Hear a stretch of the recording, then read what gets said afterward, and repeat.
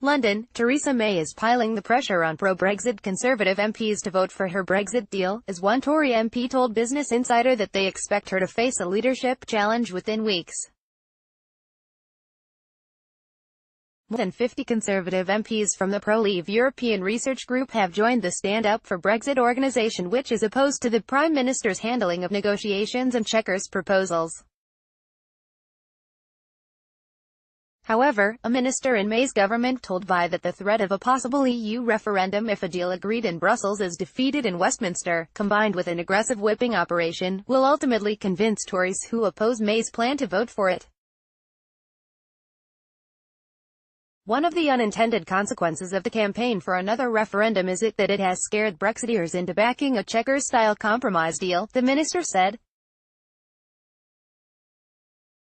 Another influential Conservative MP agreed, telling Vi that Brexiteers would not want to risk reopening the question of whether Brexit should go ahead.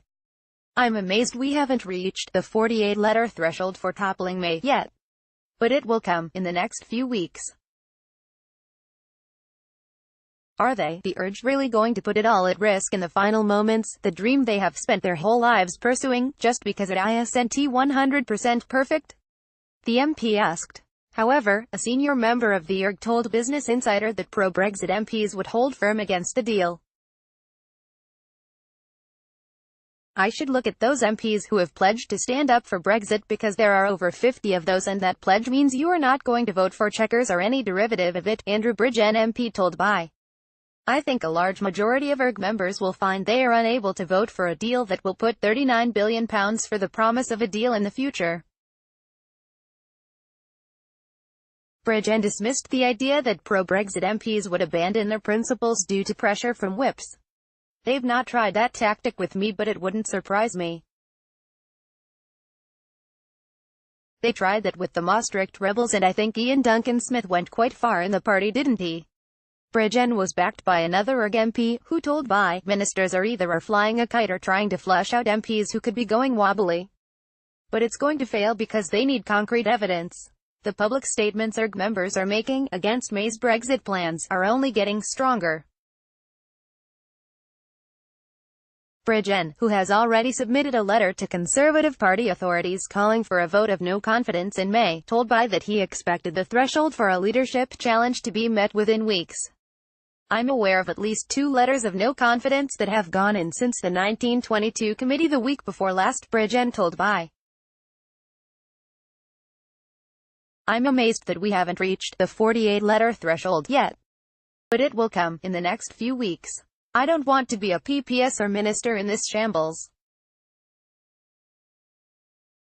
The Conservatives' whipping operation has stepped up in recent weeks, with pro-Brexit MPs put under increasing pressure to remain loyal. One Conservative MP predicted that pro-Brexit Conservatives with ministerial ambitions will gradually peel away in the coming weeks under pressure from government whips. "The whipping operation will smarten up and various other offers will be made," they said. "If you vote against the government, then you lose your PPS role, and if you believe you are in a chance of potentially becoming a minister at some point, then that is a pretty brave move," they added. However, a member of the ERG told Vi that while they had been warned by whips that they'd lose their job as parliamentary private secretary if they opposed May's deal, "I don't want to be a PPS or minister in this shambles, anyway." Pro-Brexit MPs are furious with backstabbing May. Getty, another ERG member, told Vi that pro-Brexit MPs were simply too furious with the Prime Minister's handling of Brexit to ever back her plans. The MP, who attended the most recent 1922 committee meeting of Tory MPs, said they were so angry with May, who they believe has made clear that she has no intention to work with the ERG anymore. "May is incredibly sneaky and backstabbing. She's quite conniving. It's like the dying days of Thatcher, where she wouldn't listen to anyone." They added that the recent meeting, which was reported as an outpouring of support for the embattled Prime Minister, was so stage-managed with pre-arranged questions, so there was no room for dissent. They told Vi, the ERG had been working with the Prime Minister in Number 10, and she admitted making mistakes earlier in the negotiations. It was promising. She had shown a willingness to listen to us. The ERG literally pulled letters from Graham Brady because they thought she, May, was willing to work with us. But she has completely turned back on her promise, and we are back to where we were before. They added, she, May, doesn't come across as sneaky, but she is incredibly sneaky and backstabbing. She's quite conniving. It's like the dying days of Thatcher where she wouldn't listen to anyone. Peter McDermott, Getty. Tory MPs set to join the People's Vote campaign. Meanwhile, a senior source within the People's Vote campaign has told BI that 2 or 3 pro-EU Conservative MPs are set to be officially unveiled as the group's newest supporters later this month. The MPs, who are currently deliberating when to make their announcements, will join their Tory colleagues Anna Soubry, Sarah Wollaston, Justine Greening, Philip Lee and Guto Bep, who all support another Brexit referendum. A junior minister told BI that they belong to a significant group of Conservatives MPs who would support another referendum if the UK risked leaving the EU without a deal in March next year.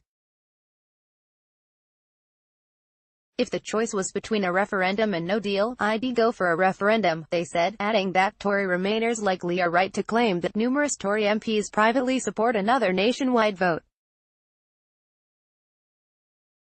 Liz, who quit the government earlier this year to criticize May's handling of negotiations, told the Conservative Conference Fringe last month that 3 ministers privately back another Brexit referendum.